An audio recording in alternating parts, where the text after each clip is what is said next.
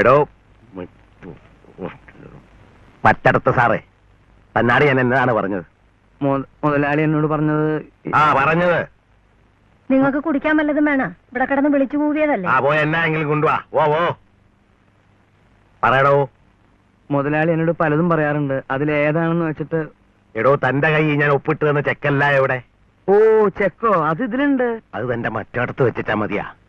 എടോ, അവർക്കെല്ലാം തെരഞ്ഞെടുപ്പ് വരികയല്ലേ. ഓരോരുത്തന്റെ ആഫീസിൽ കൊണ്ടുവന്ന് കൊടുക്കാൻ പറഞ്ഞല്ലേ ഞാൻ തന്റെ കൈ ചെക്ക് ഒപ്പിട്ട് തന്നത്. അതെ. കാണാഞ്ഞിട്ടൊരു കൂട്ടരുതേ ഇപ്പൊ വിളിച്ചു ചോദിച്ചിരിക്കുന്നു. ഫോണേ. അത് സാരില്ല മുതലാളി, ഓരോ പാർട്ടിയുടെയും ഇലക്ഷൻ ഓഫീസിൽ ഇന്ന് തന്നെ ചെക്ക് എത്തിച്ചേക്കാം. അതുപോലെ മറക്കരുതും. പിന്നെ ജീപ്പും കാറും ആരിക്കെല്ലാം വേണമെന്ന് ചോദിച്ചണ്ട് പോന്നം. നമ്മുടെ ഉള്ളിടത്തോളം കൂടെ പോരാതെ വന്നാ വാടകക്ക് എടുത്ത് കൊടുക്കണം. ഇല്ലെന്ന് പറയരുതും. ശരി മുതലാളി. ഇന്നലെ നമ്മക്കൊരു പുത്തങ്കാറ് വന്നിട്ടുണ്ടല്ല, എന്നതാണ് അതിന്റെ പേര്? പോരട്ടെ പോരട്ടെ പോരട്ടെ പോരട്ടെ. നാക്കിന്റെ തുമ്പത്തിരിക്കണ്. മെഴ്സിയുടെ ഇറക്കി വീട് മുതലാളി. പോരട്ടെ.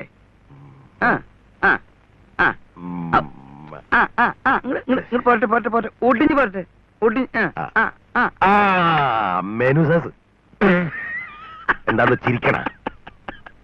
മുതലാളി ഇപ്പൊ ഈ പറഞ്ഞത് നമുക്കുള്ളതല്ല, അത് വേറെ പാർട്ടിയുടേതാ. നമ്മുടേതിന്റെ പേര് മെഴ്സിഡസ് ബെൻസ് എന്നാ. എന്നാ കശവിശയെങ്കിലും ആകട്ടെ.